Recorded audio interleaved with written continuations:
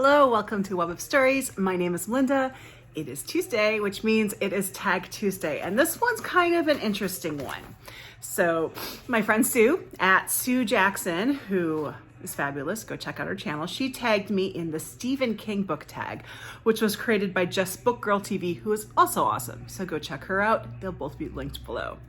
So it's interesting because I have read Stephen King, but I have not read Stephen King in a very long time, and I have not read a lot of Stephen King. I have a lot of respect for Stephen King as an author and a writer and the role that he plays in the writing community.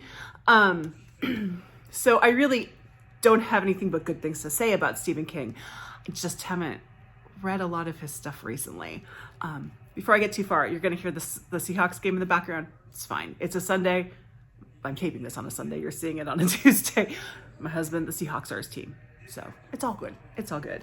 So I'm going to answer these questions. It looks like there are 17 prompts. I'm going to answer them the best that I can. There's some that I'm going to have to kind of pass on, but we're going to do the best we're going to do what we can. So the first question is, how did you get into reading Stephen King? I'm going to admit that it was 100% peer pressure. Everybody was reading Stephen King. So when I was reading the most of the time that I read Stephen King, it was in the late 90s. And I think that was really a high point in his career, although I don't think you can say that Stephen King has really had a low point. He has a career that most authors would kill for. But yeah, he was very, very popular then, and everyone was reading him. So I felt like I had to give him a try. It really wasn't anything more than that. At that time, I was not reading a lot of horror. I read a lot more horror now, but I'll get to that in a little bit. Question 2. What was the first Stephen King book you read? I'm honestly not sure. I think it might have been Misery, which I really liked. I thought Misery was great. If it wasn't Misery, Misery was one of the first ones that I read. It's been so long, I can't remember the first one. Because there was a period of time where all of a sudden I read a lot of Stephen King, and then it's been a while since I've read any. So I can't remember what the first one was, but I think it was Misery. Yes, no, you know what? I take that back. I realized it was not Misery. It was The Green Mile. And, I remember this because I read it as it was serialized. Remember, it came out, I think, in 6 very slim volumes. And I was working at a library, so I was really into what people were reading at that time.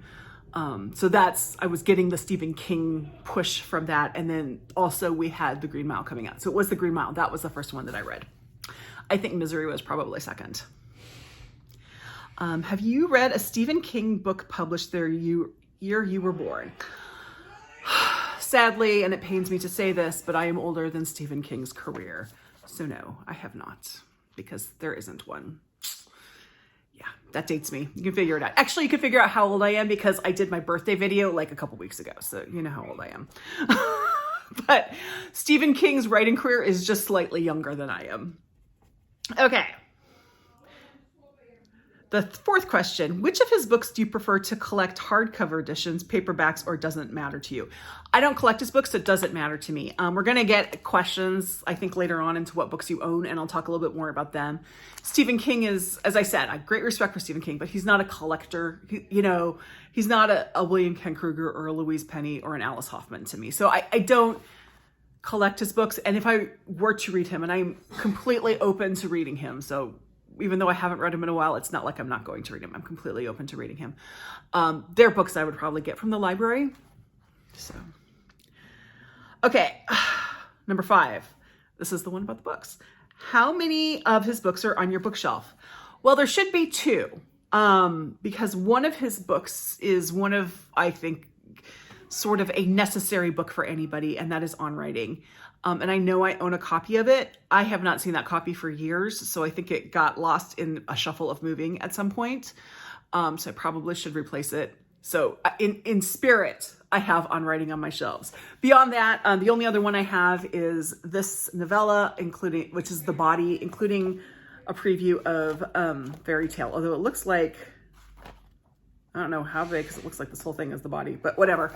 I think there's like a preview of Fairy Tale in here. I recently bought this at Powell's because they they had two displays. One was for novellas and one was for horror. And this fits on both of them. And I can't remember which one I got it off of. But I haven't read this yet. I do know this is the basis for the movie Stand By Me, which is a movie that I actually really love. And so I did want to read it. But yeah, so this is currently the only book that's on my shelf of his. Okay. Number 6, Stephen King is known for long and gory novels. Yes, he is. Which of his novels was tough for you to read? The only one of his books that was tough for me to read that I have read, and I have told this story before, is Salem's Lot.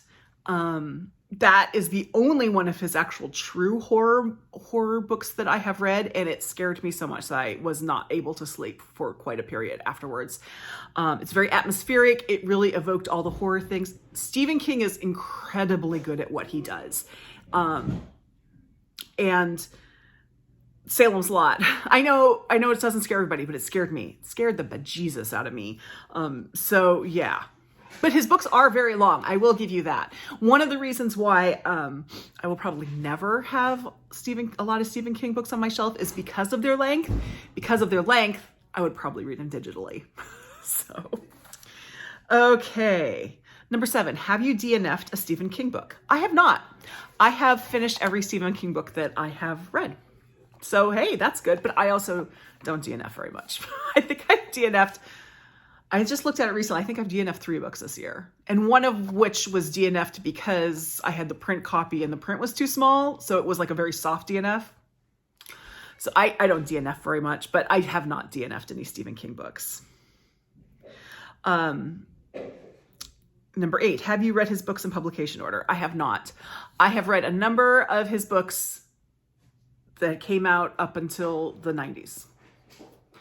Yeah. I've not read them, and I won't be reading them in publication order because after Salem's Lot, I won't be reading any more of his true horror because it scares me too much. There you go. Number 9, what Stephen King books would you like to read but haven't? Easy. 11/22/63. That's a book that's always kind of sort of on my, I should read that sometime. I know it's not a horror novel of his. So I'm very open to reading it, and I just haven't. And I don't know why I haven't. It just hasn't come up. I do know that's very long. I'm not scared of long books. Maybe I'll read it next summer for Big Book Summer. There you go. Sue, I blame you for that one. Sue told me, we were talking about big books last summer, and she's like, oh, Stephen King's great for Big Book Summer. So there you go. I might read 11/22/63 for that one. Name a book he has written that other people liked but you didn't. I can't, because it's never been a situation of me not liking his books. The only one that I've had kind of a problem with is Salem's Lot, and that's because it was too good, basically. One thing I will say, I will kind of throw this one out here, The Green Mile, which is an excellent story, but Stephen King has a very distinctive voice, and it's a very Mainer voice, but that book, the characters are set, I think, in Alabama or Georgia or something. So I will say the narrative voice doesn't fit that book as well as it fits most of his other books. So that would be my criticism of it. But I can't say I didn't like that book. I thought that was a great book. That's the one that got me into reading Stephen King, was The Green Mile. So I can't say I didn't like it. It's just that I have an actual criticism about it. Number 11, name a book of his you think is underrated. So one book that I do remember reading and remember really being affected by and enjoying was The Girl Who Loved Tom Gordon. I read it when it came out. I was also living in Boston at the time, and Tom Gordon, I believe, was still playing for the Red Sox. So there was a sense of immediacy for it. But I was so affected by it, and I thought it was so well done that I'm surprised that it's not up there. I mean, there's so many Stephen King books. But I'm surprised that that's not one that's mentioned more often. Although on the flip side, I could see the sort of dated version of it because, a lot of people now might not know who Tom Gordon is. Not that I think Tom Gordon himself is so important to the book. It's just sort of the idea of someone, and Tom Gordon fit that role. But I think that one is very effective, and I'm surprised that I don't see it around more. Creepy characters. Which Stephen King character would you like to have dinner with?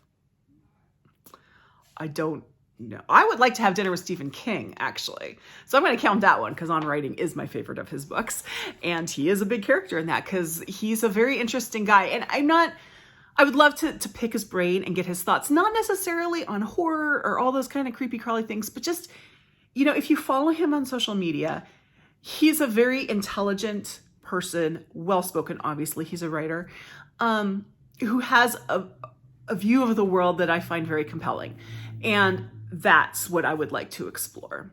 And also talk to him about his influence on the writing industry, because I think that it is quite strong, although we don't recognize it. In some ways, in my mind, I almost see him as like a second Agatha Christie, because Agatha Christie was sort of a very popular culture writer in her day. Now she's considered kind of a classic. And I think Stephen King will kind of follow that same pattern, 50, 60, 70 years, 80 years down the road. We might consider Stephen King's books the way we now consider Agatha Christie's. Okay. Has Stephen King inspired you to start reading and writing? Well, I was already reading, but I will say if you ever thought about writing anything, read On Writing, because it's fantastic. It is part memoir, part writing manual, and it's actual, it's not even, I don't even want to say it's advice, because it's him sharing his process, his struggles, his thoughts, but in a way that's so accessible. And I think really gives a lot of guidance to people who are in the beginning of a writing journey, even if they aren't interested in writing anything remotely similar to Stephen King's books. I think just generally, it's a great book for writers. So yeah, I would say so. Number 14, we're at number 14 already. I hope I haven't skipped any of these. Sorry if I have. 14, if you were able to meet Stephen King, what would you say? Probably, unless I were to meet him in some sort of setting where he was there as Stephen King, the author, I probably wouldn't say anything to him because I respect people's privacy. And I know he's not someone who really likes people coming up and being all fangirly, fanboying about him. But if I were some sort of setting where he was there as an author and it was acceptable to approach him, I would probably talk to him about his writing process, because I find that very interesting, how it has changed from when he started in the 70s until now. I mean, he's had an almost 50-year career so far, and he's still writing. And it's been like almost 50 years, but it's been almost 50 really productive years. So I would really like to talk to him about his writing process and how it's changed. 15, have you ever been to Bangor, Maine? I have not. The farthest into Maine I have been is Kittery, which is the outlet malls, like right as you leave New Hampshire to go into Maine. I went in there, we went to the outlet malls, but I can say I've been to Maine. I just haven't been to Bangor, Maine. Although if I were, I would probably go to Stephen King's house and get my picture taken in front of his fence. My kids are upstairs playing video games really loudly. I thought it would be the Seahawks game, but it's apparently the kids. Sorry about that. 16. Which do you prefer more, his books or his movies? His books. And that's not to say that I think his movies are bad. For example, Stand By Me, fantastic. It's just that I don't watch horror movies because while I can usually handle horror, not written by Stephen King, when I'm reading it, I have a hard time watching it a lot of the times. So, I would definitely say his books. Now, that being said, he has written non-horror books. I have seen Misery. I really enjoyed Misery. He's, as I said before, he has a very distinctive voice. And to me, that's part of the charm of reading him, even when it doesn't quite work. Like, I don't think it really did in The Green Mile.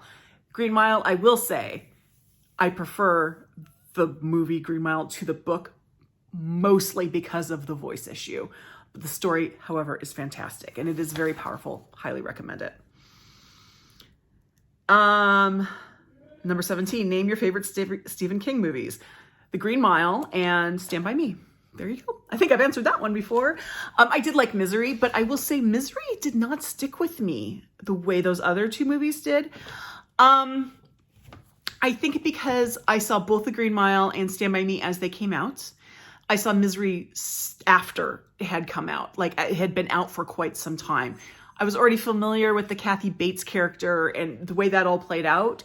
So watching it didn't leave the same impression on me. And that's just because of when I watched it. But I would say my two favorite are My two favorites are The Green Mile and Stand By Me. And number 18 is tag some people. So I'm going to start out by doing the annoying thing of like, if you want to do this tag, go ahead and do it. But if you are a Stephen King reader, I do really encourage you to do this tag. This is a great tag. If you do it after watching this video, please tag me. And of course, please tag Jess, and because she created it. But if I'm going to tag two people specifically, I'm going to tag Lori at Books, Ink and Paper, because I know Lori reads Stephen King because she just did a video on it. Now this tag might be a little bit of a repeat of that video, but it also has some other things. So I do know that Lori is a Stephen King fan, and so I will tag her. And I have it in my mind, I could be wrong about this, but I have it in my mind that Suey at Suey's Book Banner is a Stephen King fan. If I'm wrong about that, Suey, I apologize. But if you are a Stephen King fan, or even if you've just, like me, read Stephen King, I encourage you to do it. If not, I understand. I totally understand. But in my mind, I have it that you're a Stephen King person. I could be wrong. So there you go.